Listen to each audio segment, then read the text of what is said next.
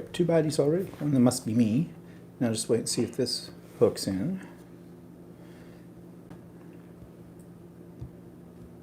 Ah, crap. Health and... Let's see. You saw me turn down that volume. And it just automatically went up with YouTube. So it's not me. It's the phone. Okay, come on. Get out of here. Let's go. Got 5 people already. Okay, well, I'm getting there. All right, there we are. Okay. Hello, everybody.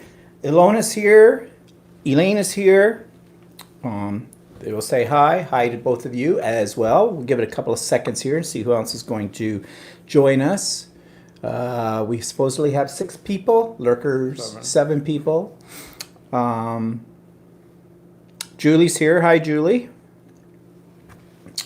And we're just going to wait another minute or two, and then we'll get started on whatever today. You'll notice, yes, we are back in the kitchen, and it is in reverse. So, same old problem.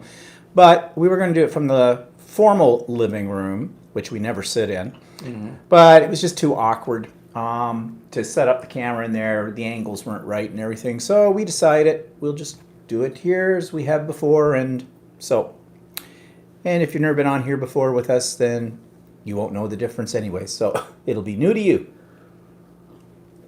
And Ilona says, how are you? We are good. And how is everybody else doing? We have lots of things to tell you today. Jetty's here. Hi, Jetty. Greta's here. Hello, Greta. Greta, you said you're living in Calgary, aren't you? Well, there'll be one little section today that you'll be interested in that we're going to talk about because it comes from your town. So, okay. So, Elaine says, looks like a real feast on the table. Yeah, okay. Charcuterie. Well, it's leftover charcuterie.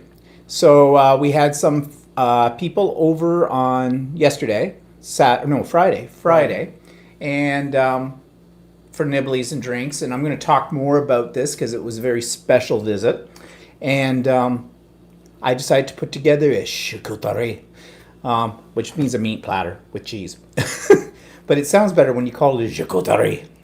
Ilona's on holidays in the Alps. Wow. Okay, and you're in the Alps and you're watching us? And you're on holiday? And you're on holidays? It's got to be boring. Whoa, you're done. Yeah, what's the matter with the Alps? Is it raining today? Yeah. Hi, Brenda. Brenda's here.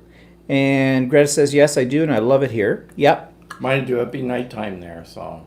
What, over in the Alps? Yeah. Yeah. But it's Greta who said about Calgary. Now, Greta, we saw on the news that your air in Calgary is kind of smoky because of the forest fires going on in BC. They were showing us it looks orangey, hazy kind of a thing. How are you managing to breathe that kind of air?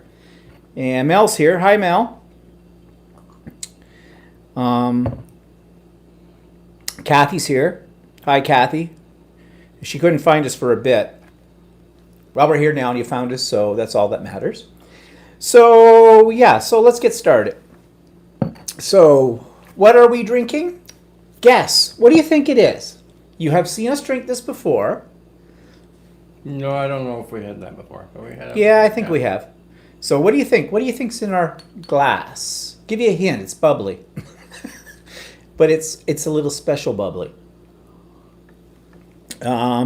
Mel says cider. No, Mel, not cider. Actually, I hate cider. Actually, we do have some cider. I know we have some of that. What's that stuff? Rattler?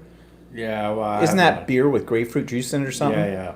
Well, it's okay for one. It's kind of refreshing, but I always find after I've had one of them, I don't want any more of it because I find it kind of sweet. Mm-hmm. And that. Well, seeing as we don't have any guesses, we are drinking lemon. I'm trying to make up a name for it. No, I was trying to put the two together. So, lemon pain. Oh. it's a little tiny bit of limoncello in the bottom of the glass, and the rest is filled with champagne. Wow, sparkling substitute. It's champagne for everyone. And as I mentioned, we had some people over on Friday. I put together this charcuterie, and these are the leftovers. I just wrapped it all up. We even bought a special board for it. This is slate that it's on, and actually, it's kind of cool because when you put it in the fridge, and slate seems to keep things like it retains nice and its cool, yeah. So we've got a variety of things here. We have Hungarian salami, prosciutto, kielbasa, large green olives, pitted, antipasto, red pepper jelly, which has a real bite to it. My little favorite little guys here, these are peppercornias, and they're very, very hot. And then we had 3 kinds of cheese. We had camembert, mild cheddar, and smoky cheddar. And then sort of a cream cheesy spread that Borson, Borson, whatever that is. No, it's not blue cheese. Well, No, it's not. no, it's not. It's not blue cheese. Maybe that's It's a herbed cream cheese. Yeah, it's actually kind of good.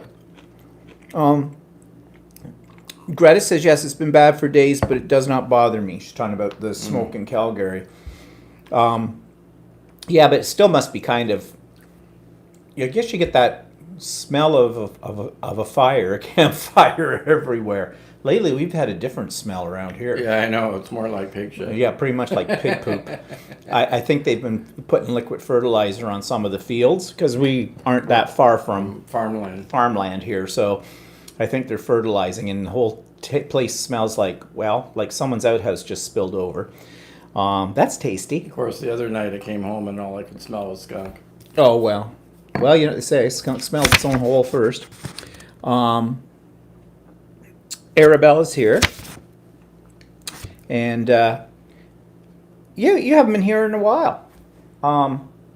It is Arabella, right? Did I get the name right? Yeah, Arabella from Art from the Heart. Mm-hmm. Art with your heart. Art out with your heart. Art out. You're really having a problem today. I've only had one. No, I haven't had that many. I've spent most of today sewing. I'm embroidering, actually. I don't know what I'm making. I started to get the material ready for the big quilt. Isn't that normal? Yeah, whatever. I'm a creative genius. I like to just do things spur of the moment. So I'm making sort of a Halloween thing. And I say thing because I'm not sure what it's going to turn into. I don't know if it's going to be a Halloween hanger, a Halloween table runner, a Halloween quilt. I don't think it's going to be a quilt. Because who wants a Halloween quilt? I don't know. But maybe a wall hanger or something. What? Never mind. What? You're trying ghoul? A ghoul. A ghoul. I can give it to the ghouls. Greta says it does smell bad, yeah. And art out with your heart out. It's been a while. Yeah, it has been. So anyways, let's see. So yeah, I've been sewing all day, but we had something else happen today. So I'm getting ahead of myself here. Elaine says Halloween trick or treat bag. Yeah, I thought about that too, but I don't go out for Halloween. I don't know. Maybe I told could. You we might go to that Halloween dance. We'll have to you'll have to make costumes. Oh, I don't do garments.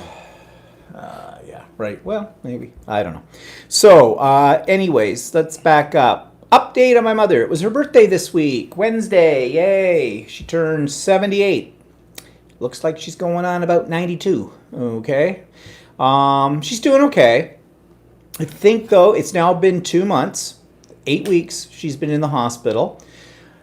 She's had a variety of people coming and going in the ward she's in. I guess the latest one has spent most of the nights screaming. I don't know if she's in pain. She has dementia. No idea. Which, I know it's rough on my mother having to put up with that, but what can you do? We're still waiting for a bed in a long-term nursing home. And actually, it's probably good practice for her because there's probably a few screamers there too. But anyways, she's doing okay. Actually, she's doing better than I expected. I figured by about this time it would be chronic complaining forever, but no, she seems to have settled in there, not too bad. So we're hoping it's not going to be too much longer. Hi, Carol.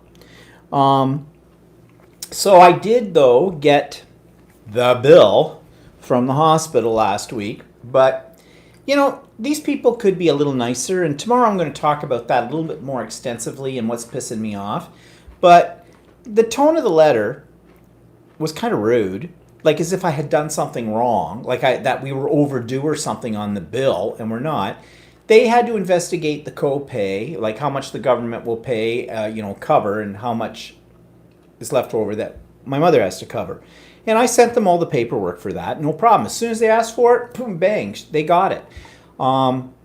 So I have this form along with 2 invoices. There's an invoice, they start at July the 16th, so we have to pay for July 16th to July 31st, and that's $911.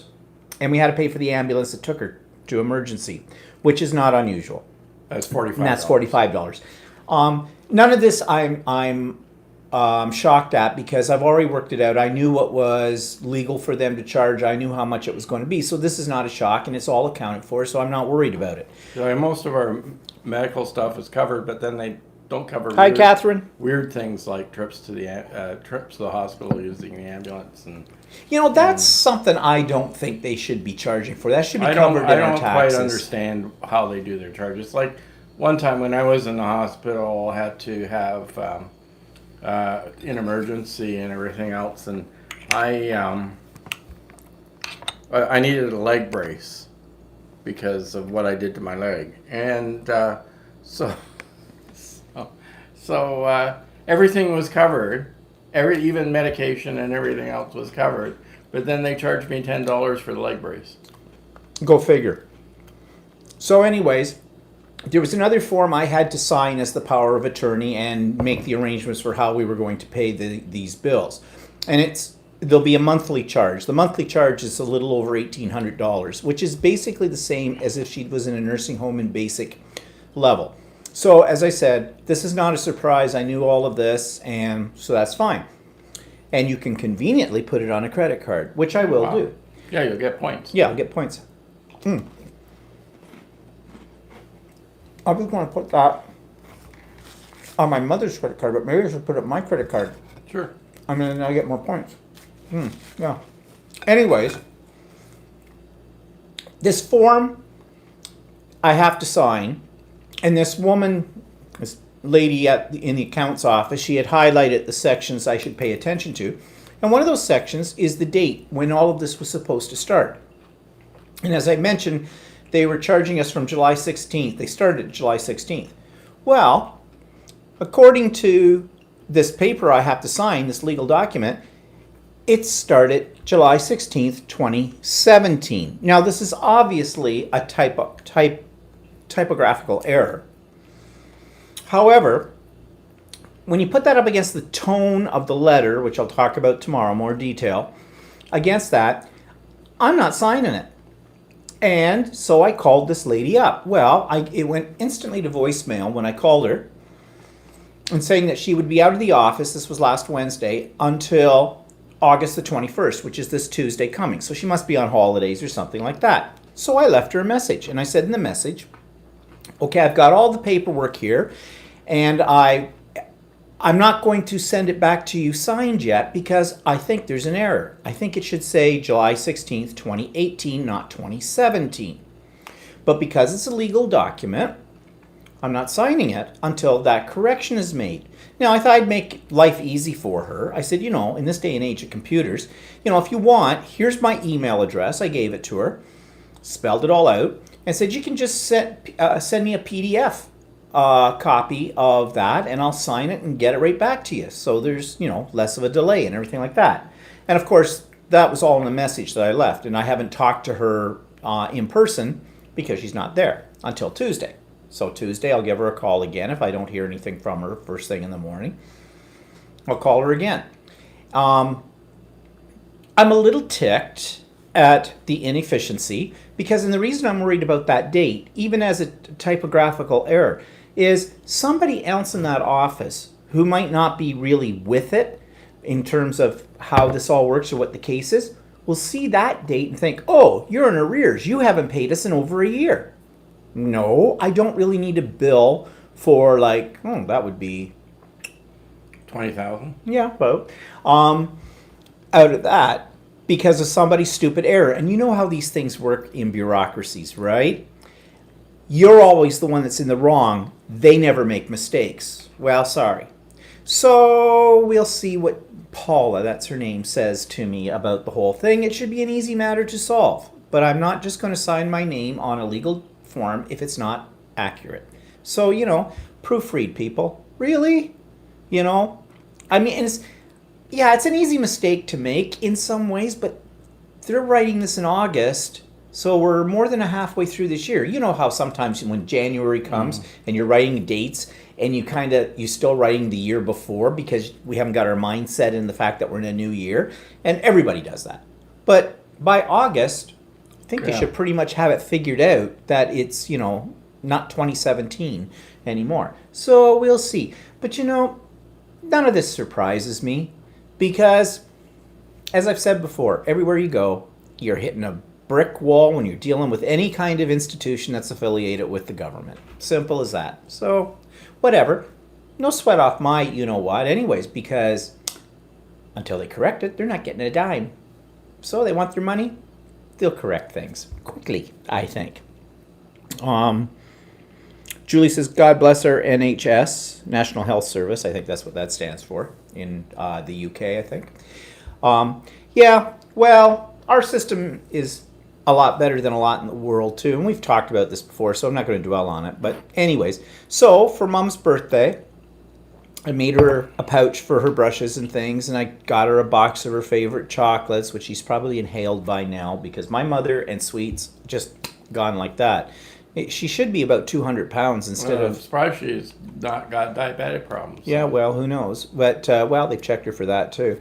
But anyways, and then, of course, my sister's been away this week on holidays, but she had arranged to have flowers sent from where she works, and they were really nice. A nice bouquet of flowers. I mean, what are you going to get somebody that age who's in a hospital?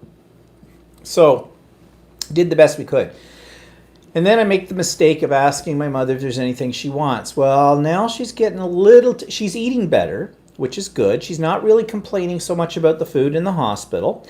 And we were there when the woman came around and asked her what she wanted for supper. And they had tons of selection. They had about 5 different things on the menu you could choose from. Yeah, I think we did. So, it's not so bad. I mean, yeah, sure. It's not... It's hospital food, but we've seen what she has, and actually, the food doesn't look all that bad. No.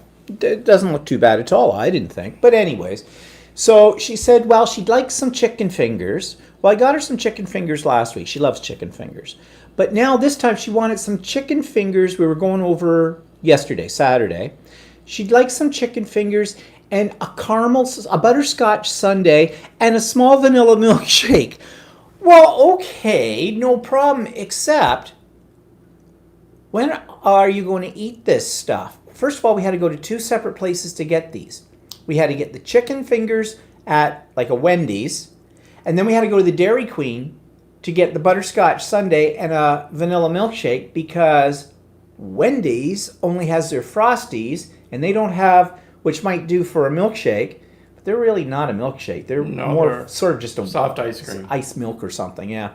And they don't have butterscotch sundaes. On the other hand, Dairy Queen does not have chicken fingers. They have some kind of chicken strips in a basket, and you can't seem to... She didn't want fries and a Coke with that. And they also were covered in a sauce I'm pretty sure she wouldn't have enjoyed. They didn't seem to have the choice that Wendy's does. And she does like Wendy's chicken strips and that. So, trying to figure this out. First of all, when are we going to take this over? Because she gets 3 meals a day over there. So I think she was trying to figure that this would be a substitute for her supper, and we'd come over at like 5 o'clock in the afternoon or something like that and bring her dinner. Well, no. Well, and the problem is that you get ice cream, and it's like 30-degree weather here. Yeah. And it's going to melt by the time we get it there. So, I mean, we've got a little insulated bag and everything else, but it begins to melt before. But it melts fast. I mean... Luckily, we don't have that far to go from where it is in the hospital, but nevertheless, it still gets soft. And then the chicken fingers are going to go cold. So, anyways, we got it over to her. I said to her, now, you got to, I think your choice of eating these, Mother. We did go a little later than we usually do. And apparently, she was in all anticipation of this stuff coming, so she didn't bother to eat any lunch. Good thing I didn't decide suddenly that we weren't going. So we get it over to her, and I says, okay, Mother, here's your problem. On the one hand, you have something that's going to go cold. On the other hand, you have something that's going to go to soup. I would recommend that you eat the stuff that's going to go to soup first, because the chicken fingers you can always leave for later, and even if they're cold, they're still edible when they're cold. So, whatever. So, the ironic part of the whole thing is she probably didn't end up eating. She ate the sundae. She gobbled that right down, because she loves her ice cream. Well, considering somebody that doesn't like to eat, she certainly plowed into that pretty good. Yep, she just see, I would do the same thing though, because I love ice cream as well. That's why we never have it in the house, because I would just basically bury my whole body in it and give me a large spoon or bucket and it would be gone. But then she drank, I think, half of the milkshake. The chicken fingers, I wonder if she ever got around to those. Oh, wow. Well, whatever. So, anyways, what I'm afraid of now, what she's going to start doing though, and she'll start expecting, is she'll up the ante. Like, well, how about Swiss Chalet? Or I've got a hankering for like a full meal deal at A&W or something like this. Or, you know, how about Chinese? So anyways, I don't know. Carol says, what did your brother send her? My brother hasn't even called her. I asked my mother. My brother used to call her every other week from BC. Then they, as you know, they were out here to visit her. Well, they were here for something else, but they visited her and I talked to him. And I thought that we had opened up the channels of communication again, but I don't think we have, because I've had nothing from my brother. And apparently my mother hasn't either. He has not spoken to her since he came out and saw her, and that was a month ago. So I don't know. I don't even know if he said, I didn't see one there, but I didn't really ask her. I'll have to ask her when we go over on Tuesday and say, did you get a card from Craig? Because I don't know if she did. So, well, that would be nasty. I mean, he doesn't send me a birthday card. And when I say he, his wife, because she looks after all that stuff. And that's fine. I don't send them one either, but... But you could at least call her. Maybe I'll call her today. Maybe. You know, I don't know. So, we'll see. But whatever. That's my brother. If it's out of sight, it's out of mind for him. And my mother makes excuses for him. Well, you know, they're having all those forest fires out in BC, so he's probably busy with that. He's not a firefighter, Mother. He's a manager for BC Hydro. So, yeah, he could be busy if the lines are down because of the fire or stuff like that. Whatever, I don't know. But he's not working 24/7 out there on that. So, I don't know. Anyways, I don't get too uptight about it because I figure nothing I can do about it. And too bad. So, anyways, so she's doing okay. What's coming up on my vlog on Monday?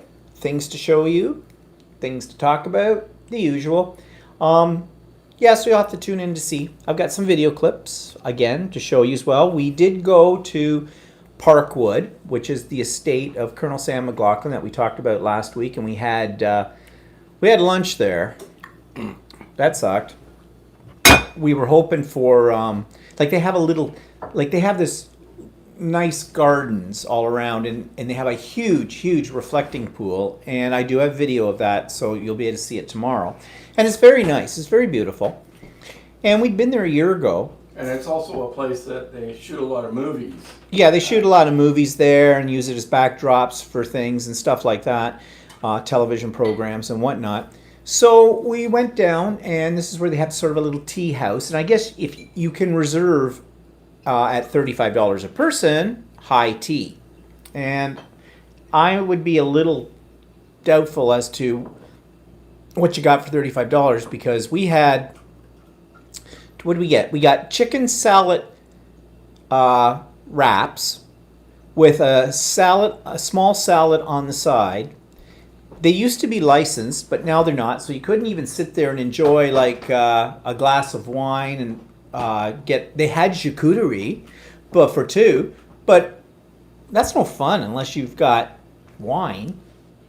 You know, it's the kind of thing that So ladies they weren't lunch do. really that busy, so No, they weren't that busy, but they were set up for high tea for some group that was coming in there Yeah. because I accidentally sat down at one of the tables that had all set up and was told, no, that's for high tea. Okay, fine. I'll go to the tables that have no tablecloths then and everything like that because apparently that's where the plebes sit.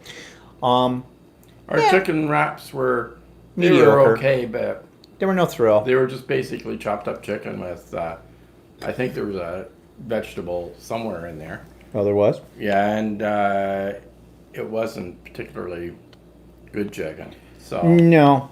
It was kind of a mixture of white and dark meat, I think, cubed.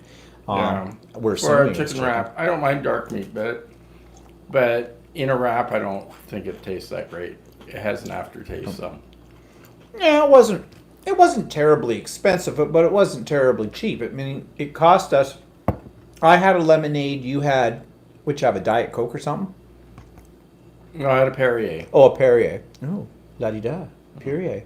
When I piddle in a bottle, I call it Perrier. Yeah. And I think it cost us about 30.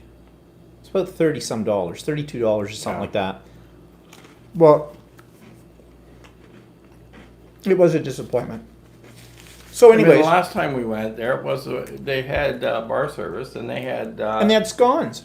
scones on the menu and stuff, and actually that wasn't too bad. But Yeah. this time, This time, a little bit of a letdown. So, but anyways, I have it all on video, so you'll see that tomorrow on the vlog. So we had a visit from Kim Jamison Hurst, who comes from Calgary, and you've heard me talk about her website, Chatterbox Quilts, and her YouTube channel, and she has a membership now that goes full-fledged in September, meant for quilters. It's called The Quilter's Way. And they are originally from Ontario, both she and her husband. And they were out here to visit relatives and whatnot for a week. And so we'd made arrangements for them to come over and on Friday afternoon for like nibblies and drinks and to meet and talk and everything. Well, wonderful people. Really good Very afternoon. nice. Very, very nice. both her and her husband, Yeah. very nice, yeah.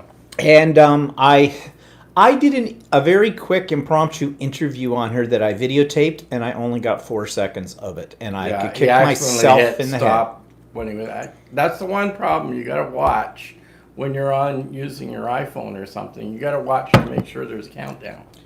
Yeah, I usually do, but I didn't then, and You I thought, always do. You only do that when it's an important video. yeah, I know. And actually, it was a damn good interview, if I do say so myself, because I was right on point Yeah, with it that was one. actually really good. It was very good. Because Kim explained all of her stuff Yeah. on it, what she was doing in that, and it was really good.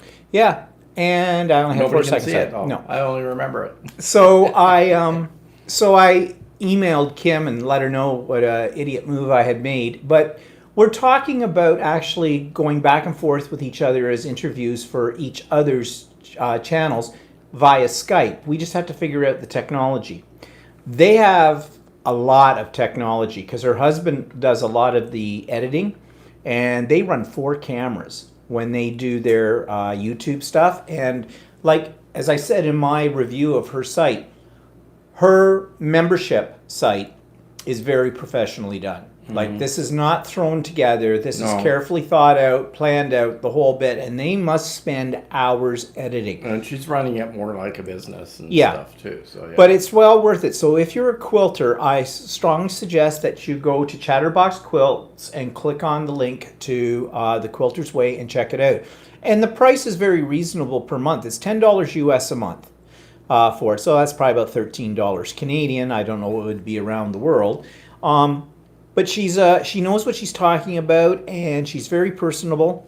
And it's too bad they didn't live out here, because I have a feeling we could have been really good friends like with them, because they seem like they like to have fun as well, and that kind of thing. So it was a really nice afternoon, even if they didn't eat up the whole charcuterie. But Yeah, we had a good time. I just got an email from her just before we started the live broadcast because she'd taken some pictures of my quilts and my sewing dungeon and stuff like that. And she asked if she could post some of those on the Quilter's Way. And I said, sure, no problem. So, Kathy has a question. I'm choking up here. Kathy says, is scones? Scones or scones, however you want to say it, are basically a biscuit. They're a sweet biscuit. They're a sweet biscuit. They're usually served with jam and clotted cream or Devonshire cream. Yeah, and they're also they're often powdered with sugar or something like that. So they're a UK Scotland. The best you can describe it is they're sort of like a sweet tasting tea biscuit, but not quite dry like a tea biscuit. Yeah, it's a little bit different texture. Yeah, they're quite good. You probably can buy them depending on what country you're in. A lot of places have them. So yeah. So Kathy says, okay, thank you. Yeah, they're quite good. Well, I haven't said that you can get them, but I don't know where you get them though. Well, we can get them here, or we can go to Loblaws and stuff. What, does Loblaws have them? Yeah, they always have them. You know, they have the butterscotch and the cranberry ones. We used to get. Oh, yeah, that's right. Yeah, I forgot about this. We need to get some more. I made some once. A lot of the grocery stores here will sell them in the bakery. Yeah. They're not hard to make.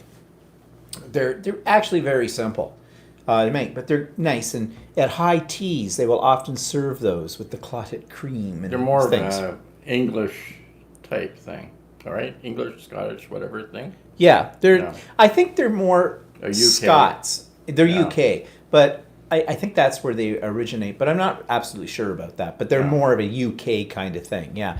Mel says, by the way, I was talking with my friend about Canada some days ago, and we were thinking, what are globally best known Canadian brands or products? French people? No. Craft. Craft? But we always thought craft made. But it's hard to say because a lot of our products are shared with the U.S. But it's weird because you get Kraft, who's also owned by a lot of other companies. Yeah. Kraft sells stuff in the U.S. and sells stuff in Canada, but there's certain products that they sell in Canada that they do not sell in the U.S. I mean, one thing Canadians are associated with, although you can get it in northern parts like Maine, in the States, is maple syrup. Right.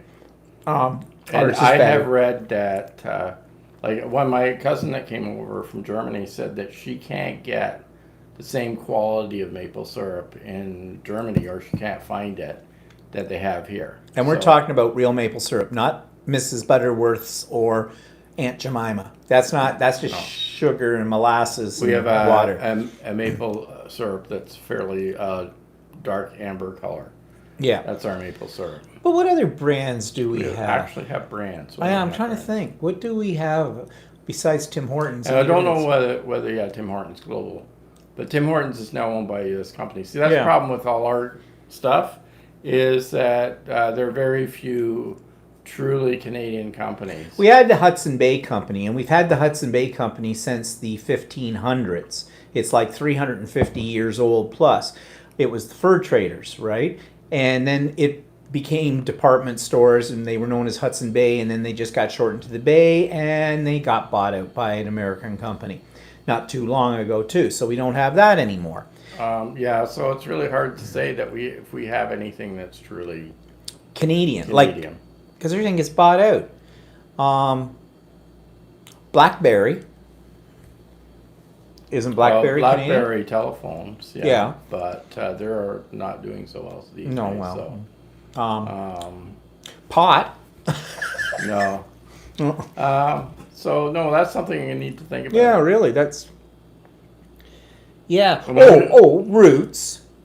Like for sporting wear, winter wear, boots. Roots, what are those? Sporting wear, yeah. Yeah, what's the very expensive down jackets? Oh, Goose. we have the... What do you call that? Canada Goose. Canada Goose or something? Yeah, Canada... I think it's called Canada Goose. All I know is that their jackets are extremely expensive. Yeah. With that. Down jackets. Yeah. That's about the only thing I can think of. Yeah, there's we don't really have any, that I can think of too many actual brand names that are truly Canadian. A lot of it we share with the United States. We so. do have some Canadian clothing designers, but I couldn't tell you who they They'd be are. exclusive, yeah. And a lot of times they start out as Canadian and they, just like entertainment, they go to the States because they can make more money and they get bought out or affiliated with other bigger brands and things like that. You have to remember, we're a second largest landmass in the world, but as far as population goes, the United States is 10 times larger than us. We're a bigger country. 10 times more population. 10 times more population. So that means 10 times more the market. Because there's only about 35 million Canadians in Canada, in all of this big, huge landmass. Whereas there's about 350 million. 60% of Americans. them live in the area that we live in. Yeah. So, Surrounding the Great Lakes and Greater Ontario, I think 18 million of Canadians live around the Great Lakes where we are. yeah. So out of 35 million. Yeah. So, I think another brand is a cheese that comes from Quebec called Oka, which probably doesn't go to Europe. No. Because Europe has their own cheese. Yeah. Yeah, they have better cheese. Yeah. Yeah, that's something we'll have to think about. Maybe next week I'll have to think about that. Mucklucks? Truly Canadian product. Mucklucks? Yeah, I don't know. I don't know. Does anybody wear those anymore? I don't know. Mucklucks are snow boots, but they're all fuzzy. They've got original mucklucks were made with wolf fur. Wolf. Wolf. Wolf. Wolf. Wolf. Wild dog. Now it's all synthetic. I used to have them. I love mucklucks. I had them when I was in high school all the time in the winter. Oh, I love them. But you have these fuzzy little things on your feet. They kind of look like hairless Uggs, if you know what Uggs are, which are an Australian brand of boots. Let's see. Catherine says Martha Stewart's website will give you a great recipe for scones. And Mel says, didn't know blackberry is Canadian. And Mel also says, only we have just about 5 million people in Finland. So, yeah. So... But you have a smaller landmass. Yeah, you have a smaller landmass, so... So we have this huge landmass and large areas of non-population. Yeah, if you ever come to Canada, if you're not from North America, and you think you're going to drive from one end to the other, good luck with that. We have driven. We have done it. We have driven from, one year we drove all the way from here to Vancouver. And back. And during that time period, for 3 weeks, we were gone for 3 weeks, we put 10,000 kilometers on your car. Yeah, on my car. That was many years ago. And then the year after that, or 2 years after that, we drove from our area to the East Coast. And that one-way trip was 1,800 kilometers. It's a lot closer to the East Coast. It's about 5,000 kilometers round trip for that. So. Yeah. What? To the East Coast. The West Coast is 10,000 kilometers. Yeah, round trip. Yeah. Mel says our family was planning to move to Canada, Toronto when I was a kid in the 70s. Well, I can't say whether it was a good thing they didn't or it's a bad thing they did. I don't know. We've been to Finland. My parents moved Finland. to Canada in 1954. And at the time, I guess they sort of moved more because of family pressures that they thought at the time. My dad it's kind of complicated. My dad took over his dad's business and his dad kept trying to control the business. So he got really upset with his father and friends of theirs decided they were going to immigrate and they thought that was a great idea. So that's what they did. And when they got here in Canada, it was much more cool. In Europe. It was much more open and more advanced because of it being established longer, whereas Canada was still newer. They got here and it wasn't as progressive at the time. And we have since caught up. Mm-hmm. But my parents were never sorry that they moved, but they did miss family a lot. Well, yeah, that would be normal, I would think. Mel says from one icebox to another. Exactly. True. But anyways, now one thing before we move on here that I was thinking about, I don't know how to do it, but I think I can figure it out. You know how I do the person of interest, and it's hit and miss. Some of you have sent me things. I've done a person of interest, and others of you are too shy to be involved. But I was also thinking, of course, those of you that are too shy probably won't want to do this, connecting on Skype and doing an interview with a person of interest, and I would record the Skype interview and put it up on my vlog. Just a thought. I don't know how to do that yet. I have an idea of how I can do it with the equipment that I've got, but what do you think? Think about it. All you'd have to do is basically you'd have to have Skype at your end, and you'd have to have a Skype identity, and it wouldn't cost anything because on Skype you go through the internet, it's like free. It's not like making a long distance call, and it's video, so you would have to have a webcam, but everybody's got one of those these days. It's usually built into your computer to start with. It's just a thought. I thought that might be kind of an interesting piece of technology to give a try. So think about it. Kathy says, do you have FaceTime? That would work too. Didn't think about that. But now, does FaceTime, though, eat into your cellular data? Or is that strictly... No, it doesn't. You can do it through Wi-Fi, but you'd have to figure out how to record that. Yeah, I'd have to figure out how to record that, though. That's the only problem. Our big problem, and we were talking to Kim and her husband Gary about this, they operate Macs for their productions. And in fact, everybody that's on YouTube that has a fairly sophisticated channel, even if it's not that sophisticated, they seem to run Macs. We're all PC. And I'm telling you, there's the exception of the iPads and stuff. And I prefer the iPads and the iPhone over the PC for doing video and video editing and the whole bit. Problem is, two problems. One, buying a Mac.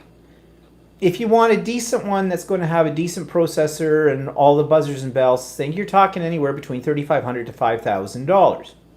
The second problem I have with that is I do everything on a PC. So moving between, okay, so what? Do I get a Mac that's going to be solely for doing editing and video? You can and that's set up it? your Mac to do... I know, you can make it use now. the other PC stuff. I guess I'm an they do old it dog at and I work. didn't want to learn new tricks. But I would like to do it. But right now, if I hadn't bought a really nice sewing machine, I could have bought a Mac. Could have bought a couple of Macs. But I don't know. I'm still playing with this. about that. Yeah, we're still looking at it. Mal says, yep, but people with Windows devices don't have FaceTime. Yeah, that's right. And Precy's here. Hi, Precy. Stephen, look this up on Amazon. Elgato Stream Deck, live content creation controller with 15 customizable LCD keys. So is that I'm assuming you mean that's for a PC. That's up on Amazon. Amazon Elgato Stream Deck,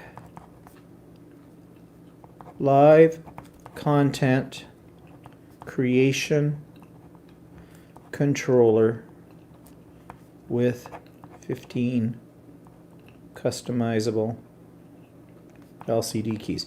Well, I'll take a look into that. But here's the other problem I have.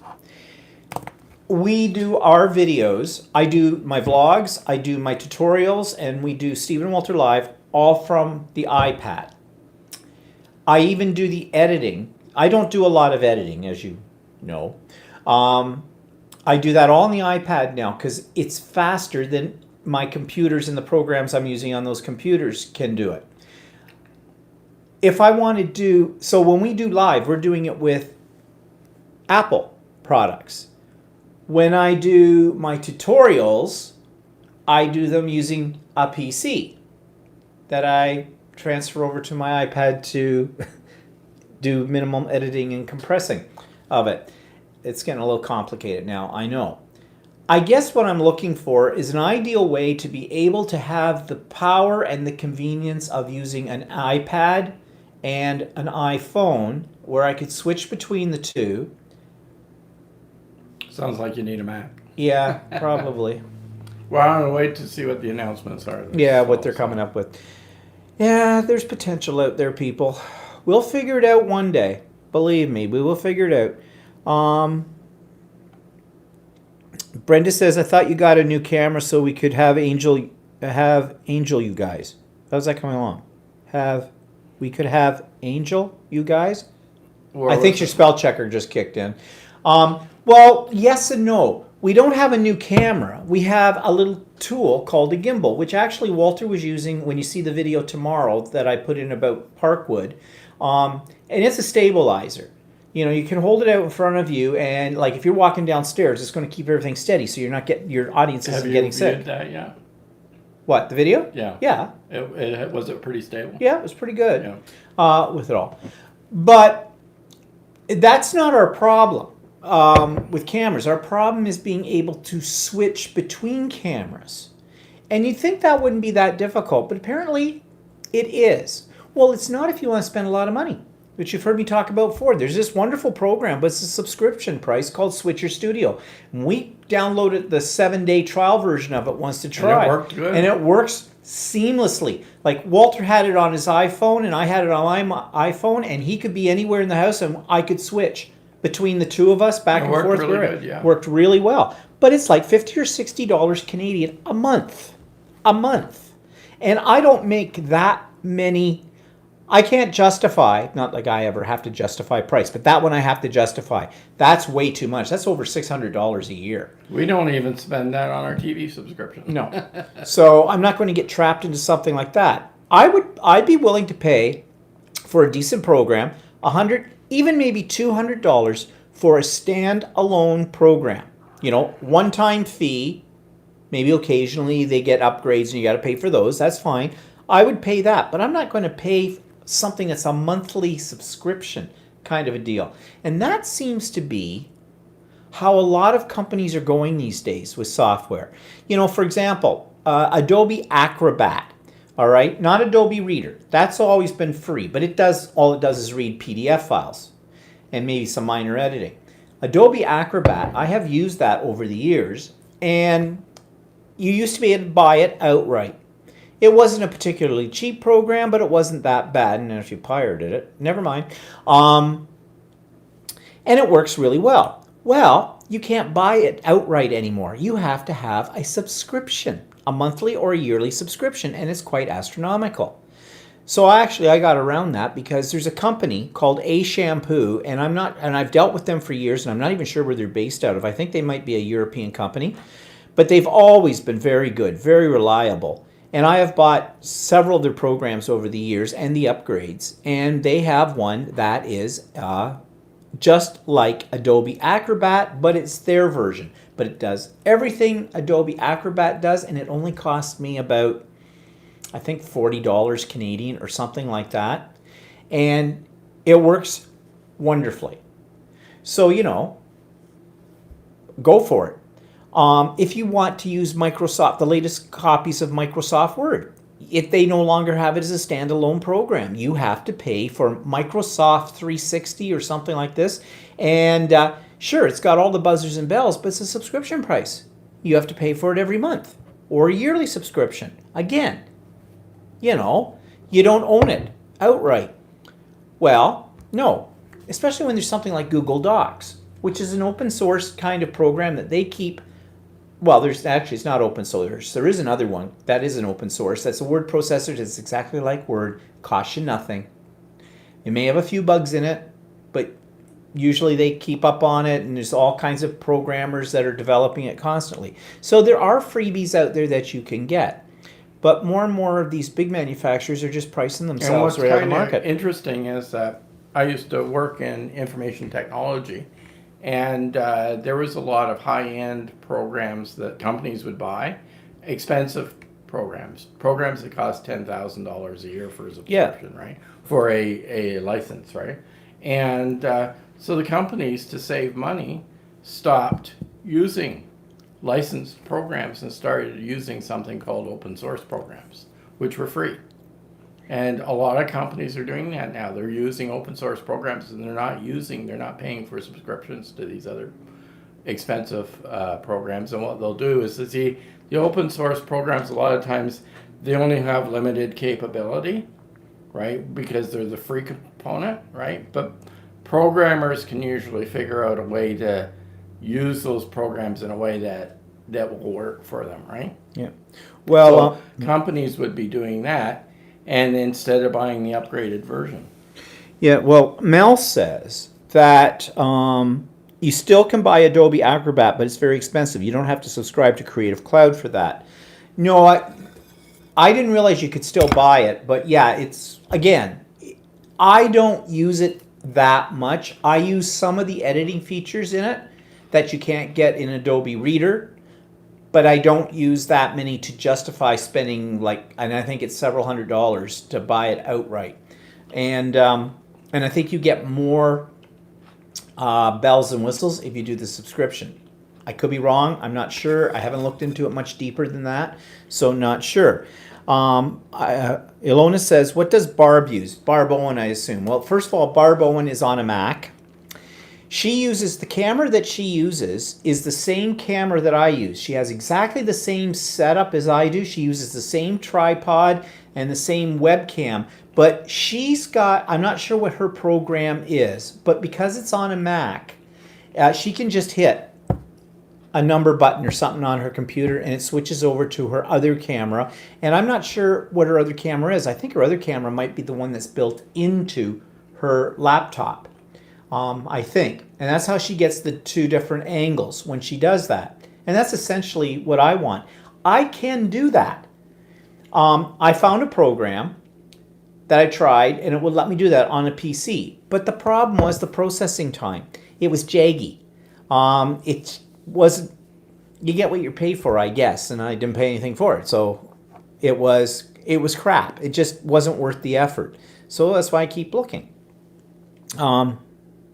Yeah, Barb has hot son, a tech whiz. Yeah, yes, I know. And that's who does a lot of her setup, according to what Barb says anyways about that. Her son's a computer guru, yeah, I think. Yeah, he is. He's also, I think he's a videographer as well. So he knows the ins and outs of this stuff and what to do with it. So anyways, that's why... we may just have to upgrade at some point, but we'll have to see when. Yeah. Mel says, I've been using Adobe software for over 20 years, but after they started subscription only, I'm moving to other pro software, Affinity Designer, Affinity Photo, and yeah. I use Photoshop Elements, and I pay for it. Usually, when they come out with a major new version of it, it's usually about $110. But I have paid for it because I use it. And I use it quite a bit. So that's worth it to me. Yeah, if it's something that you use a lot, yeah, it may be worth it. But some of these places, these subscription places, are asking more money than the average person uses. Yeah. Yeah. I get it. They charge businesses big money for it because, there's licensing, there's hundreds of employees probably using the program, the whole bit. But for the average, person, why are they gouging us? And then they wonder why people are pirating software. Well, and that's also why businesses are going to open source too, because there was one software package I had to use called SAS. It was a statistical analysis software package. The license on it per year, per user, was $1,000 per year. So you get 20 users in a business, that's $20,000 or more. And the other thing too is some of these businesses, you might buy a program, even a standalone program, and spend a lot of money on it, and the next year they may not be in business anymore and not support it. Or they may not keep up with it, or they move to something else and you've wasted that kind of money. And I think too, a lot of these companies have gone to putting their software on the cloud, and so you go on the cloud to do things, is because people were pirating their products. But if they have it on the cloud, I don't think you can pirate it very readily. I mean, there's probably a way if you're a really, really clever hacker, but for the average hacker, they can't do it. So I get that too. But come on, give us a break. I would rather own the program, an original copy, than have a pirated version of it. But I'm not going to spend thousands of dollars on a program. I've never spent thousands of dollars on a single program ever in my life. Well, one, I can't afford that. So, Mel says, or Tracy says, I don't use Word, I use Apache Open Writer. And I think Apache is another one of those like open source things. Like what was that one for years they had? And I think it's still out there, that one, Open something. It was a word processor and it was just like Word. Yeah. And I can't remember what it was now. I'd recommend that to the kids in school if they couldn't afford, Yeah, I the can't other remember stuff. what it's called now. But it was pretty good. Mel says, yes, all Adobe apps are excellent. Elements is very good for hobbyists. Ilona says, yes, he is hot race. Okay, Ilona, put your tongue back in your mouth, woman. Really? And she says it's free. Tracy says that the Apache Open Writer is free. See, I have Word, an older copy of it. I have an older copy now of what used to be WordPerfect, now is Corel Office. And I used to pay for the upgrades every time they came out for WordPerfect, because I've used WordPerfect for years. I still use WordPerfect, but I can use Word. I can use other ones too. And quite frankly, all the upgrades that they have done on those programs over the year, most of them I never use. So, I'm not going to Yeah, spend. and I have an old copy of Microsoft Office on my. Yeah, it's the same copy I've got. which I don't do anything real fancy with, so it works for me. So Yeah. Oh, Mel says there's Open Office. That's what it was called, wasn't it? And also LibreOffice, both open source. Yeah. Yeah, there's lots of open source software out there. The only thing about open source software that I always get worried about is it could be buggy because people are constantly, there's different programmers. It's not like one, it's why it's open source. Other people add to it and keep building it, and you never know, if it's going to cause you a problem or not down the road. But, So anyways, moving on. Well, had a sad moment today. A piece of history left my house. I've got a video about this too that's going up tomorrow on my vlog. I have had for years my grandmother's organ. That sounds bad. My grandmother in the early 60s had redone one of the rooms in her house to become her formal living room, a parlor, if you know what that term means, an old term. And one of the things that she spent a lot of time researching and looking into was she wanted a home organ, musical instrument, organ. And she bought a Lowry. And at the time when she bought the Lowry, they were expensive, but they were good. And you could change the tone and everything, had little buttons on it and everything like this. And we as kids, my grandmother was very good at playing the piano and stuff like that. She was very talented. And she could play almost anything by ear. And I mean, not just like the right hand. She had everything going with the accompaniment. So this was her pride and joy, this organ. And she would allow us, all of us had musical training, and with the exception of my sister, we all suck at it. I do especially. She would make us wash our hands before we could touch that organ and everything like that. It was her pride and joy. She always said when she passed away that whichever one of us, of her grandchildren, could play the best would inherit the organ. Ironically, my grandmother died without a will, and I ended up with the organ, and I probably played the worst out of my brother and sister. So I've had that organ for years. It's followed me to every house we've moved into, and it just sits in a corner. It works fine, and considering that it's 60 years old, well, almost 60 years old, and whatnot. But it's just gathering dust in a corner. Well, it's heavy, very heavy. And we've always thought, someday we'll move out of this house or something like that. And we had a really bad experience with my parents' piano when we sold their house. And I don't want to go through that with this organ. So I've been talking about putting it up on like Kijiji. Kijiji is, just one of those online... Like Craigslist. Like Craigslist or something like that. And I had done some research a year or so ago, and nobody wants one of these things anymore. You can't give them away. But I put it up, and I said, okay, I would take $100 for it. It was in perfect working order, or best offer, but the stipulation was, if you wanted it, you had to move it out of my rec room. And I described exactly the scenario. You have to go up 8 steps and out the front door. Once you get it up the 8 steps, it's not a problem because we have double doors on the front of our house that open right up, so you can just take it right out, load it up into your truck or van. You need a truck or a van, something large to carry it in, and this kind of thing. So the ad was up for several weeks, no bites. Had a lot of people look at it, about 32, but no bites on it. So then I changed the ad, said free to a good home, with the rest of the speculation on it. Basically, I knew I wasn't getting any money for it, but I wanted it out of the basement.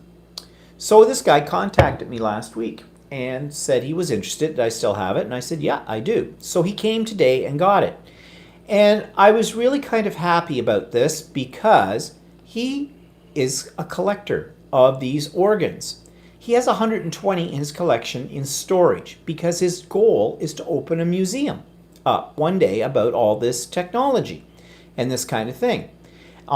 He knew a lot about them, and so that was great. So my grandmother's organ will stay in one piece. He's not breaking it down for firewood or for the parts, old parts. That's what he tells you.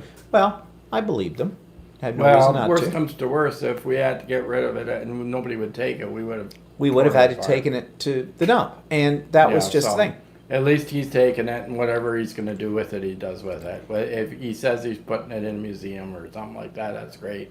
Even if he had to take it apart for parts or something like that at some point in time, at least somebody has some use out of it. So yeah. So anyways, it was a little sad because I was very close to my grandmother, and this is one of the few things I still had of hers, and it was sentimentality, I know. According to my brother, that organ was haunted, though. He claims that he heard my they stayed at our house, our other house, many years ago. He and his wife, at the time when we were away on a trip to babysit it, and he swore he heard the organ being played in the night. Yeah, we swore they had too much to drink and heard much. 'Cause I've never heard it being played in the night either. But yeah, so I made a little video before the guy came and took it away, and yeah, so now I got this big space down there that we got to decide what's going to go into it. See, one reason I wanted to get rid of the organ is so I have a place to put a quilt rack for my quilts.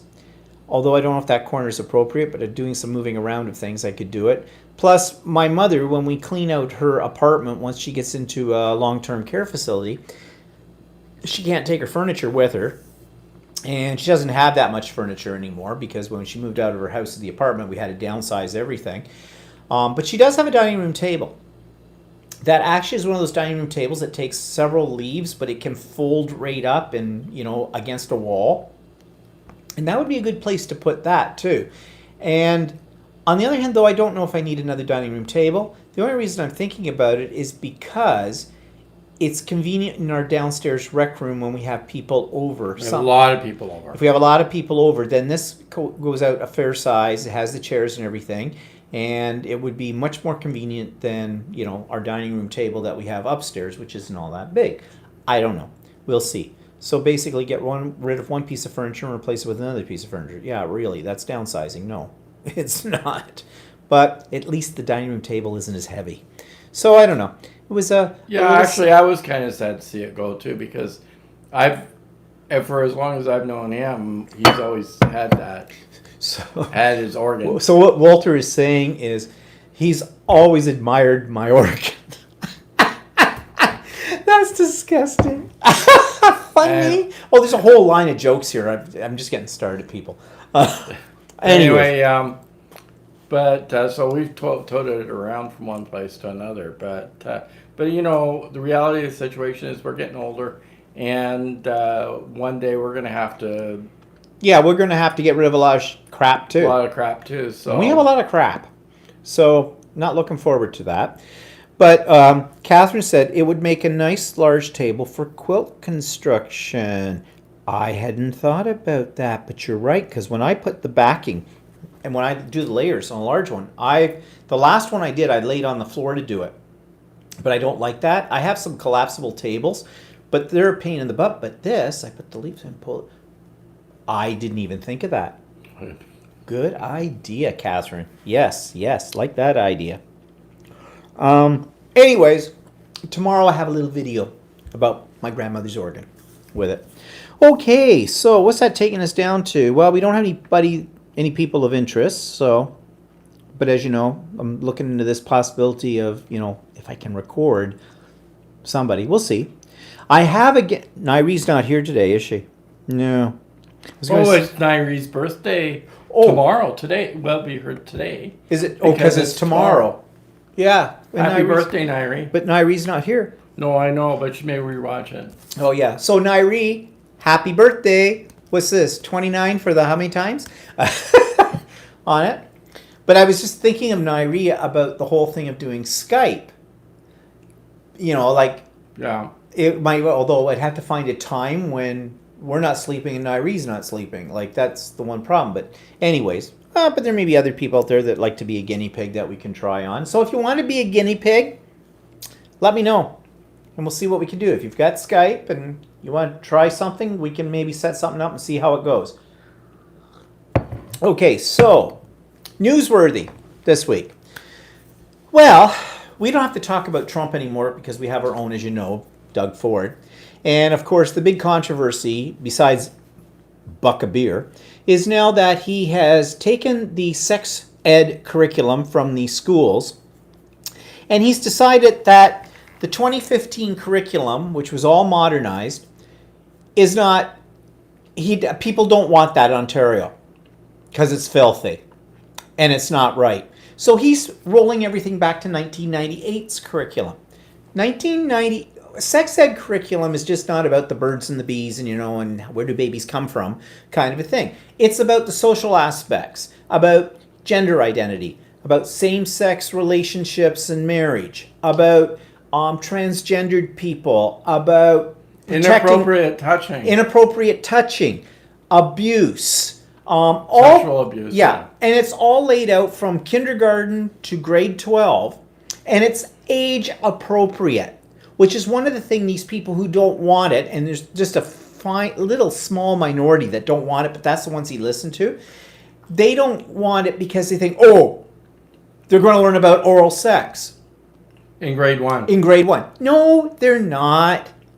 And they're not going to learn about it like that in grade 11 No, either. It's all laid out. Actually, I looked at it myself. It's all laid out in sections like the really younger kids, all they do is teach body parts and stuff like that. And then they also get into, as they get a little bit older, into what inappropriate touching is. Like, you know, perverted uncles and stuff like that are... And then they make them understand that there are different styles of families. You know, the whole everything. It's in there. It's a very comprehensive curriculum that is age appropriate at each level. And it's been well thought out. They have never had a sex ed education that's been like this. Consulted with a lot of healthcare professionals and everything else. Yeah. And social workers and everybody that deals with the problems that come up, you know, from all these other issues as well. So he's trying to turn the clock back. Well, the teachers are fighting him. Good for them. The elementary school teachers and now the high school teachers are fighting back through their unions. And they're saying, basically they're saying, piss off, Ford. We are the professionals. We are not going backwards in time. We are going to teach this curriculum whether you like it or not. Now, what I'm about to say is going to sound a little bit racist. One of the groups of people who do not like the sex education are the more orthodox Muslims, okay? Also, the religious right, okay? They're the ones that have their heads in the ground, okay? But there is an alternative here. If you come from one of those groups, you have the right in the province of Ontario to ask that your son or daughter be excused when this curriculum is being taught, or certain aspects of the curriculum you might not agree to. The curriculum is available to anyone in Ontario online, so they can read and find out. All they have to do is call up the school's principal and say, I don't want Sally or Jim to be in class the day they handle this particular topic from the curriculum. The principal will say, not a problem. We will assign them a study period if they're in high school, and they can go to the library and do some homework, catch up on things. Or if they're in elementary school, they can just leave the class and go to, Mrs. Such and Such's class or whatever while they're doing art or something like that. Not a problem. We have always offered this as teachers. If there is a book that I'm teaching as an English teacher that someone finds offensive for one reason or another, we will offer an alternative. And we will put the student on what we call independent study for that particular book. And if we are discussing that book in class at that time, that student we will make arrangements to go for as a study period or to work on the other alternative book in the library. We have always done that. So he's making a mountain out of a molehill here to start with. And the people he's listened to do not represent the majority of parents. And quite frankly, parents suck at teaching sex. And you know why that is? Because they don't want to talk to their children about it. As teachers, I had to do sex ed in English class. Not because it was part of my curriculum, it's because I was watching some guy corner a girl in a hall, and I had to talk to girls in there about girls. If your boyfriend has got his hand on your neck and you're walking down the hall, he's saying that you are a piece of meat and you belong to him. It's territorial. It's like a dog fighting over a bone. He's letting the other dogs know that this is his bone. And I said, you do not need to be treated that way and shouldn't be treated that way. And it goes on from there. The number of times that kids did not understand, I'm talking grade 11, grade 12, who did not know what STDs were or how you got them. The number of kids who didn't understand the concept of birth control. Now you would find, in this day and age with all the movies, the television shows, you would think that these kids would get this. They don't. And their parents don't talk to them about it.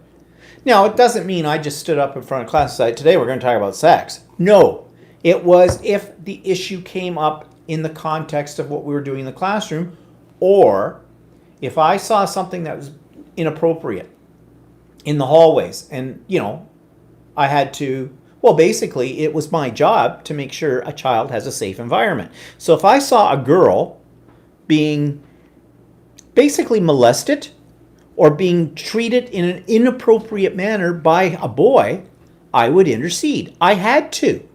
That was my job. That was mandated that I had to do that. But this idiot hasn't got a clue.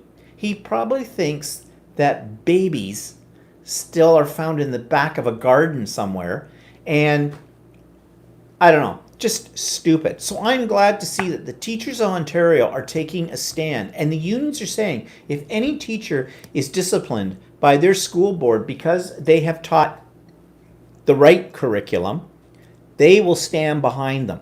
He is going to lose this battle because he doesn't have the intelligence to understand what this is all about.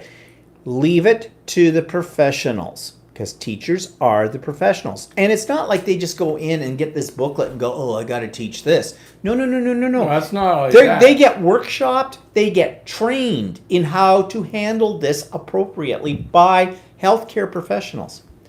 What are you going to say? Well, no, and it's not. It's healthcare professionals that also were involved in setting up the curriculum too. Yeah.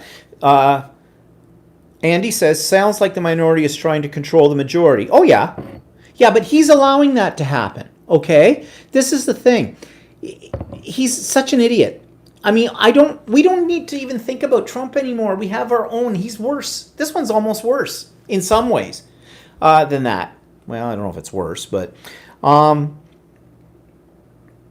let's see what's here. My glasses are got dirt on them. Kathy says that choice is the way it has always been here. Yeah, and Kathy Patterson, people don't want choice. They want only their way. Actually, most people are very reasonable about this. They would rather their kids learn the right way than the way they learned it on the street. Look, I can give you a prime example of that. I'm a product of sex learned on the street. My mother was 16, my father was 18 when she got knocked up. And I remember my father, he said it in a joking way years later, but there was an old thing about, oh, you won't get pregnant if after you've done anything, you take an aspirin with a Coke. You know, they really believed that. An aspirin was a cure-all. Pop an aspirin, pop in some soda pop, and that's going to, it's the morning after pill. No, it's not. But my own parents were pretty ignorant about the whole thing about sex, and I'll never forget the way I first was introduced to it. I got it at school in grade 7. They started teaching us about it. But my father decided that I should get this book. He gave me this book, and it was a book written in the 1950s, and this would have been the late 1960s, called What's Happening to Me?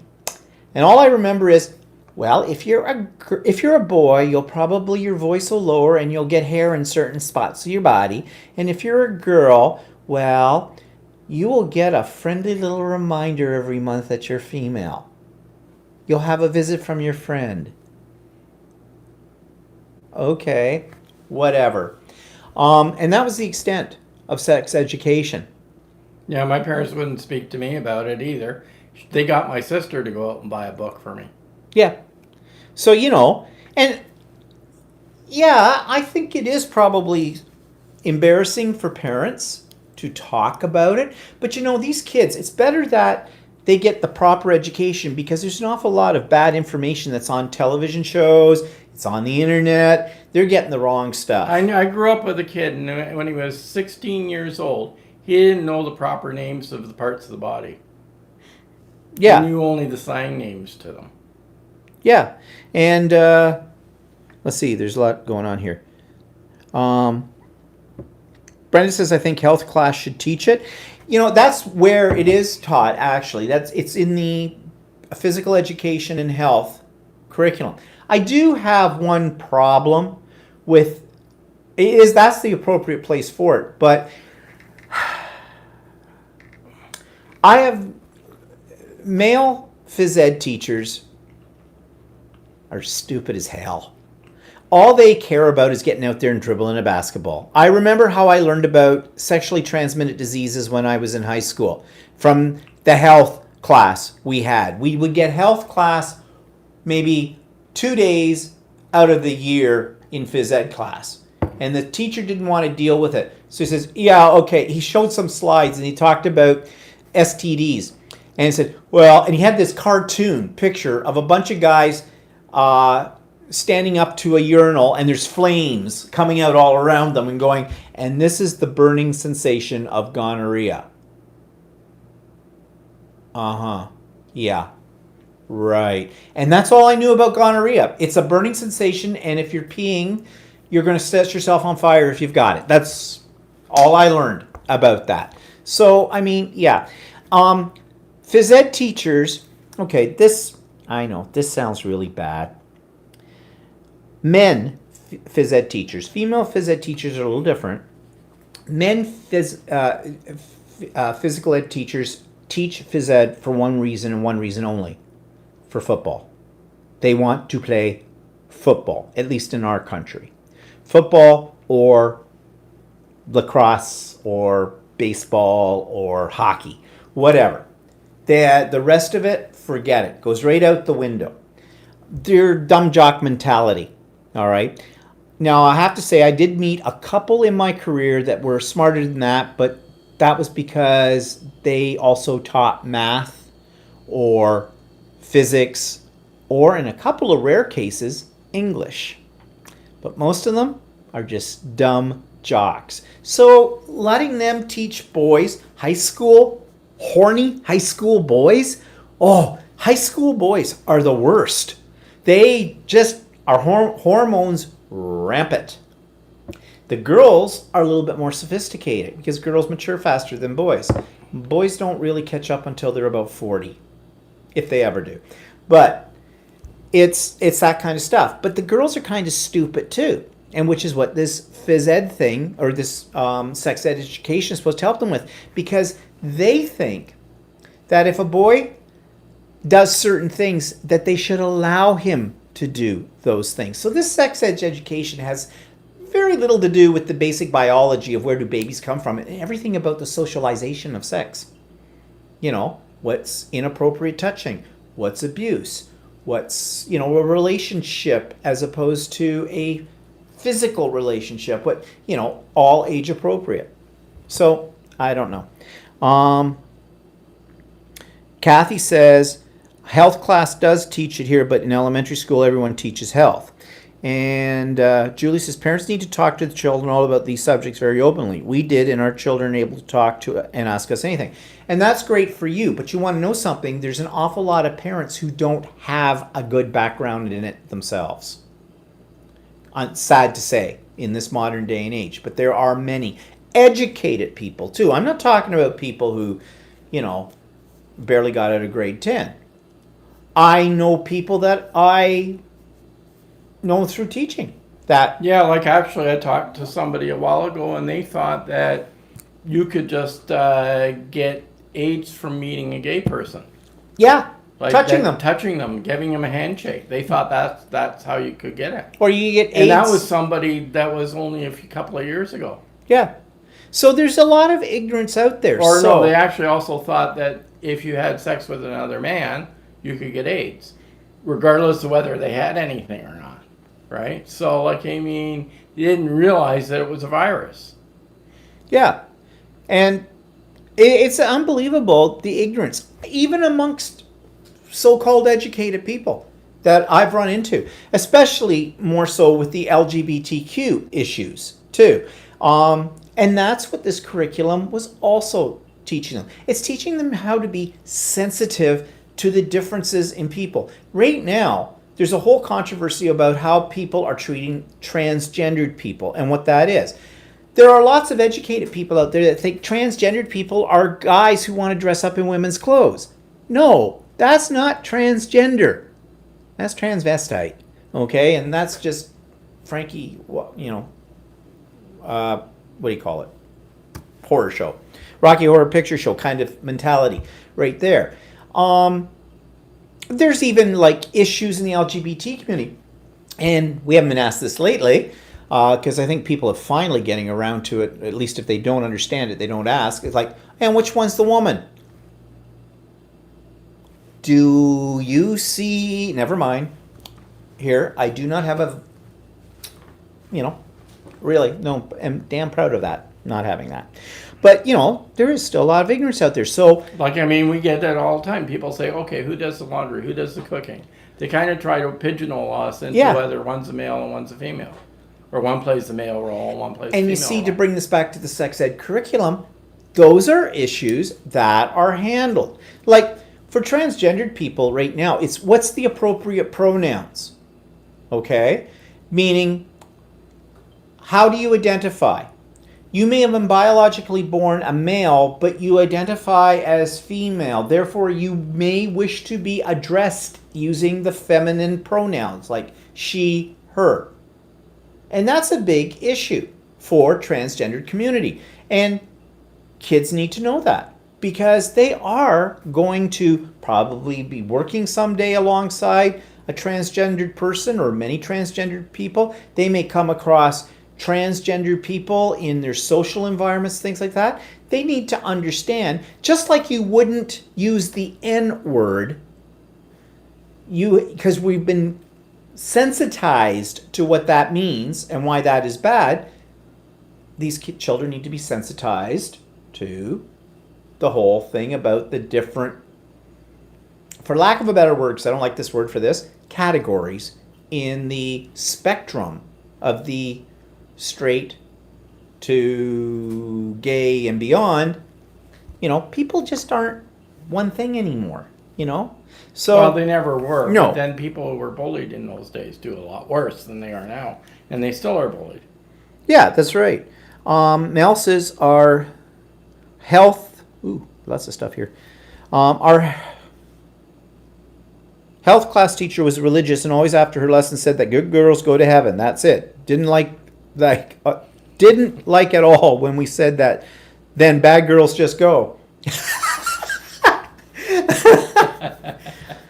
Girls just want to have fun, and boys just want to have sex. Okay, whatever. How about a class about entering adulthood, adult responsibility, etc.? Well, you want to know something? In our system, we do have those topics. They're not called adulthood. They're basically called preparatory classes. Prep towards entering society as a functional contributing member, a good citizen kind of a thing, where we talk about there's responsibilities and everything. Of course, that goes over some of their heads, like whatever.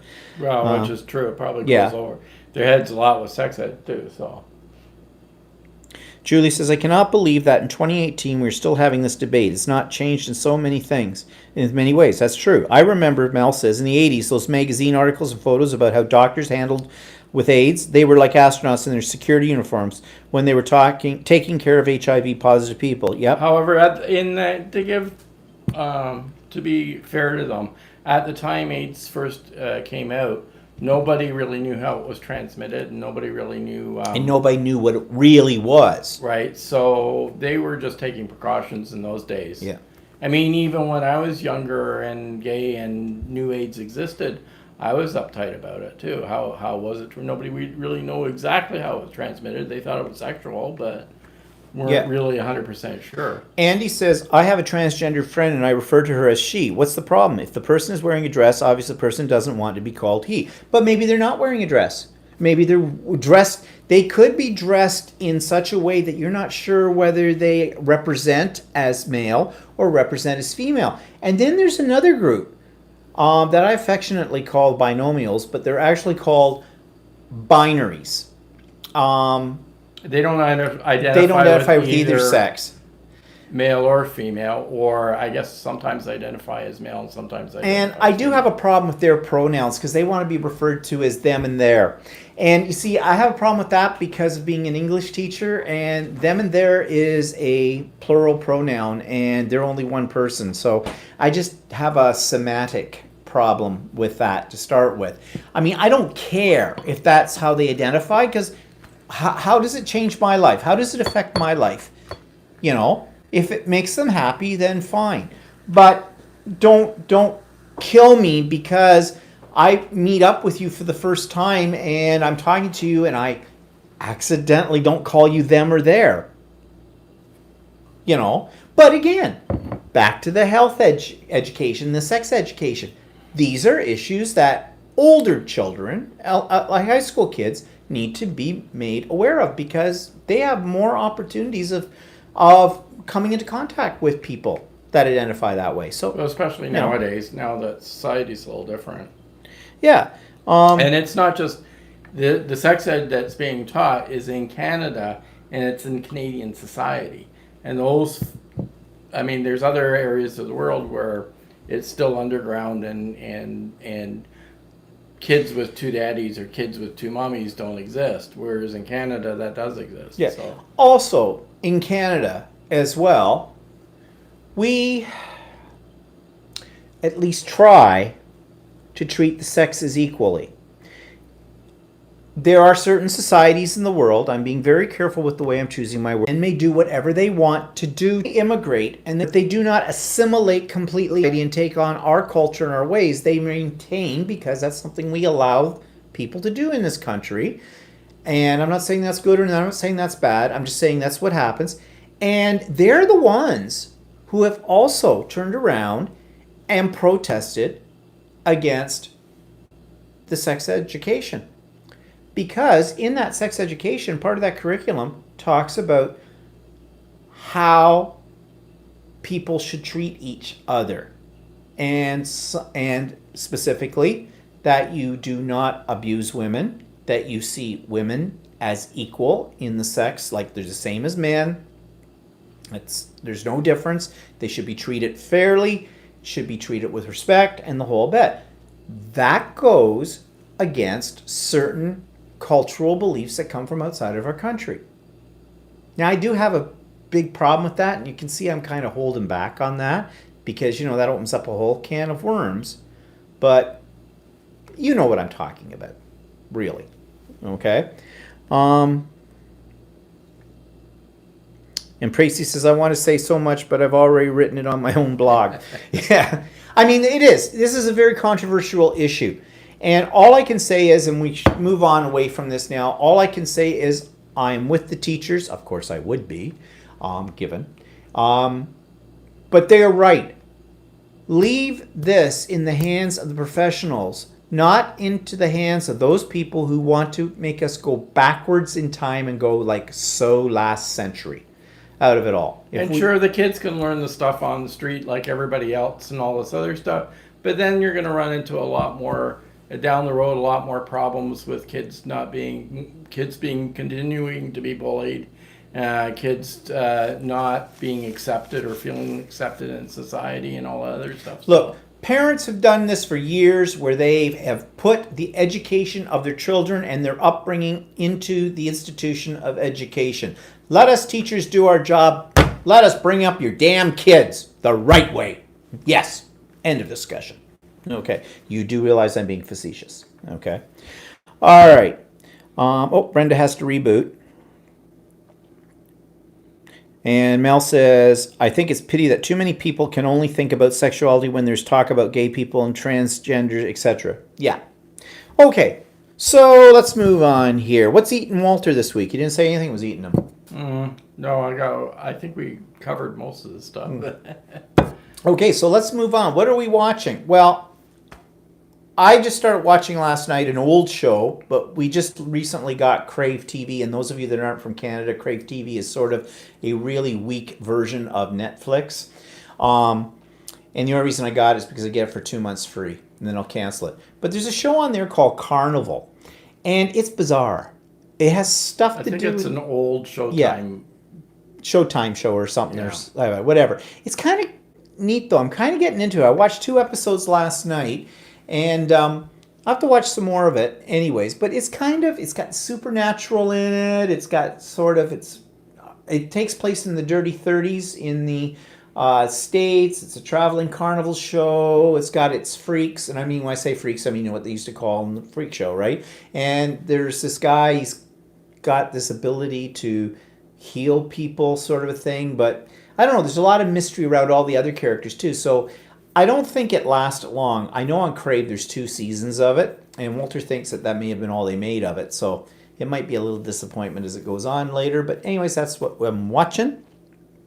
And at the movies, we watched another, it was on the movie network, Geostorm, which, not the best movie on the face of the planet, but lots of entertaining action. Where basically, the world is being attacked by itself, and they've got these satellites that's supposed to control the weather, and they all go haywire because they've been sabotaged. And it's one of those little action thrillers that, if you've got nothing better to do, watch it. It's an amusing little time waster. What's on YouTube? Nothing really new, except last night, while Walter played his little video game, on the couch, I started to do a search and looking at people's sewing rooms, and I'm kind of jealous of what some people have for sewing rooms, but boy, I thought people with craft rooms are crazy. People with sewing rooms are even more crazy, and I mean crazy in a positive way, in the way they decorate and how they do stuff. They have, like, some of these places where, well, shoot, I've got a sewing dungeon. I mean, I showed it to Kim She took pictures of it. And I said, yeah, welcome to the dungeon / exercise / Walter's workshop shop. Slop. So, yeah, well, really, that's what it is. Walter's slop in there in the whole bit. You know, I have a potentially really great sewing room, but I would have to give up a lot to have it, and that's my craft room. And I can't even rearrange it so I can do the two together, because it's just, I'd have to get rid of a lot of stuff. So I'm in the dungeon. That's where I'll be. So, You're taking up a lot more space in this house. Oh, really? Well, you know, I think if you just insulate it, the garage, my car doesn't have to be in there. We clean it up, insulate it, heat it, move all your stuff out there. You could have your whole garage is your workshop. Well, You'd yeah, have put room me for in the garage. well, yeah, but you have room to do your glass, stained glass, right. and I could use the rest of the room for sewing room. I also thought of collapsing the guest bedroom and using that, but he won't let me do it because we have so many overnight guests. Well, we want to have some once in a while, so. Now let them get a hotel like they make us. Tell you what, how about you take the middle room over, and then I'll go down to the sewing dungeon and use the computer down there. You know what? That room's not big enough. Why? It's not big enough. What? That's the same size as the other bedroom. Yeah, I know. I don't know. Well, we could talk about that, but I don't know. I'd have to do some measurements and. Yeah, where's my treadmill going to go?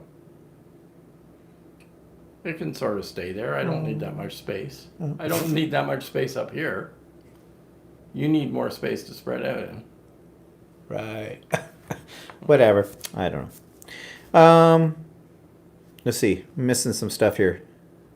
Mel says she just started the second season of HBO's The Magicians. Yeah, I started watching that, and I was into the second season. I don't think I finished the second season because I think there's been a third season, or maybe not. Whatever. I have to go back and revisit that. I kind of liked it. He never liked it. So, Priest says, I keep waiting for Canadian comedy God Norm Macdonald's Netflix talk show. Comedy God Norm Macdonald's. I know who Norm Macdonald is, and I've heard of Norm God. Macdonald's dead. No, he's not, is he? I think he is. The guy that used to be on SNL. I don't know. I have to look. Maybe I got. Oh no, I'm making. No, I'm mixing he's it not up with dead. Somebody else. Yeah. I don't know. Oh, Priest says, Steven, what's your email again? It's real easy, Priest, Andy. It's Stephen Bland, all lowercase. Stephen is spelled with a V, and it has to be Stephen, not Steve. So STEVENBLAND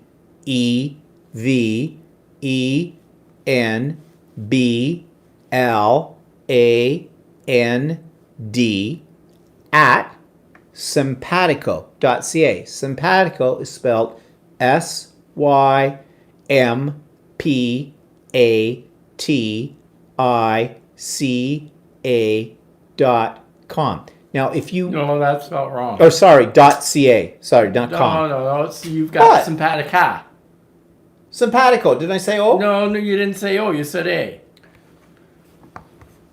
Once again, Stephen Bland at SYMPATICO.ca. Go to my vlogs on my YouTube. Fast forward through one of the vlogs to the last 10 seconds, and it's printed out there for you. That works too. Okay. Oh, actually, or you can just go to show notes under one of my vlogs, and it'll be in there too, under persons of interest. Yeah, I think I have it listed in there too. Oh, here we go. Julie's got it up there. Okay, thanks, Julie. So there you go, Andy. Yeah, Amber says, who needs a guest room? Yeah, really. Amber Crafts. Hello, Jeff and John. Huh? Amber, we do know people named Jeff and John, but I'm not sure what that means. Please, inquiring Jeff minds is want to no know. longer with John. No, hasn't been for a long time. And Mel says, sounds like you need a bigger house. Yeah, that's not happening. Amber couldn't get into the magicians. And Julie's put that down. Okay, so anyways, I checked out all these different videos last night. It's just fascinating looking at how some people do up their sewing rooms. They're works of art, really. Oh, Amber goes, crap, Walter and Steven. So who's Jeff and John? And why would you be even equating us to Jeff and John? Because I know Jeff and John are not even in our same league. Really? Oh, talk to the hand, girl, because the face is not responding. Oh, she's watched so many people lately. She says, sure, make an excuse. They're only people you should be watching, or at least first on your list. Yeah, okay, whatever. They cooked, laugh out loud, and I was hungry, sorry. Okay, you're forgiven. So, what am I reading? Well, you know that series that I talked about, Mortal Engines, about the, the cities in the future all on wheels that eat other cities? Well, I finished all the books in the series. There were 4 of them, but he has a prequel series. Prequel. Anyway, stuff that happened before. There's 3 books in that, and I've started the first one on it. So, anyways, I really like the series. And they're making a movie, as I mentioned way back a long time ago. So I'm looking forward to that. And I think now it's supposed to come out in December or something. Mel says, Jeff and John, so bland. Who is this Jeff and John? We actually know a Jeff and John. They're a gay couple. We were at their wedding. They're not together. But they're not together anymore, and they haven't been together forever. And I don't think either one of them has a YouTube channel. So write down Jeff and John. So who's Jeff? Okay, I'm doing a search for Jeff and John. Now my interest is piqued. Okay, what's cooking? Don't know. We had charcuterie. I just like saying the word. I was talking about making stir fry, but I can't remember. I don't know what we're doing now. I don't know. I don't know if I'm into stir fry tonight. Last night I thought we wanted chicken fingers. That was a mistake. Those things we used to make the chicken fingers just didn't work. That just sucked. That was a major suck, really. They are a cooking channel overseas. Oh, okay. Okay. Oh, check it out. I like cooking channels. Okay, so what's coming up? Well, Ultimate Sewing, my favorite store, having their open house this Saturday coming. And we got to get down there early because there's some classes I want to take again. And Walter wants to take a class with the serger. I haven't had a second thought. Oh, here we go again. Jeez. You're going to take the goddamn class. Serger class. Take the serger class and let Shirley beat you around. Mm-hmm. And actually, I'll be looking forward to it because I think there could be bloodletting between the two of them. Yeah.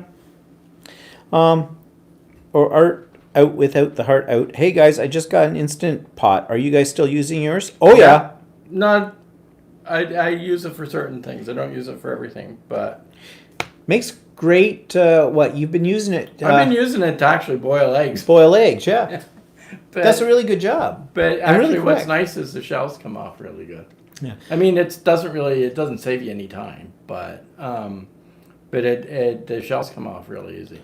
Yeah, actually, it's good. I just found a recipe, but he poo-pawed it for something called Mongolian beef. But he poo-pawed it because he's going to interject here any second, so I have to say this fast. It called for flank steak. Flank steak you can only get from a butcher around here, and it's a really tough piece of meat, and it's got to cook forever. No, and my sister does it all the time. Here we go. We can make it, but actual flank steak is hard to get. You can use anything. I don't care if it's flank steak or whatever. I just thought the recipe sounded good. Okay, well, that's fine. We can make it. Well, actually, we can make it tonight. We have all the ingredients. We have to thaw out a piece of meat. Whatever. Maybe we can find a dead dog on the other side of the fence or a squirrel. Where are we going here? Brenda's having liver and onions for dinner. I used to like it. I used to like liver, but last time I had it, I didn't really care for it. So, no. Velvet steak. No. Ooh. Oh, even the thought of it, just, it's not just the taste, it's the texture. And usually used to like textures that. don't, oh, my parents love liver and onions. And my mother used to serve liver. I know I can never make. Actually, Bitch. She used to serve find liver and onions I and find fish. it's gross to cook because it's so gelatinous, and then it. Ugh. Oh, organ meat. No. Should I get rid of my rice cooker? I don't know. Actually, Do you use it? okay. I have a rice cooker. I was infamous for not being able to make rice. Okay? You'd think it's not that hard. I could blow it. So I got a rice cooker once. Still blew it. You know what I do now? I make perfect rice every time. I buy basmati rice because you boil basmati rice just like you're making pasta. I boil it for 10 minutes. It comes out perfect. You don't measure the water. You drain it afterwards. You don't have to measure the water. You don't have to let it sit with the lid on it and simmer or doing stuff. You boil the crap out of it. It comes out perfect every time. Perfect rice. No problem. I take a little bit of garlic, granulated garlic, and melted butter, mix that together, and when the rice is cooked, I stir that into the rice. It's delicious. Every time. Oh, I cook it in chicken stock as well. Just the instant shit. You know, like bouillon, whatever you got. Every time works. So, yeah, get rid of your rice cooker and get basmati rice. And I'm not sure, but maybe you can do that with some other kinds of rice too. But basmati always works. A lot of people seem to like liver and onions. Okay. You're off the Christmas list. What? Tracy says, I've seen rice cookers for $1,200? Yeah, you can get them that much. What are you doing? Cooking the whole of China? Well, in one pot? What? I worked with a lot of Chinese people. And Chinese people like their rice to stick together in a ball. See, I don't. It's so that they can pick it up with their chopsticks. Yeah, well, okay, fine. I get But that. North Americans like their rice so that it all falls apart from each other. So. Oh, she says, I mean to start using the Instant Pot for rice cooking. Well, we tried it once, but I don't know if I really liked it or not. Basmati rice, boil it. You could try it with long Easy. grain too, but Easy. It's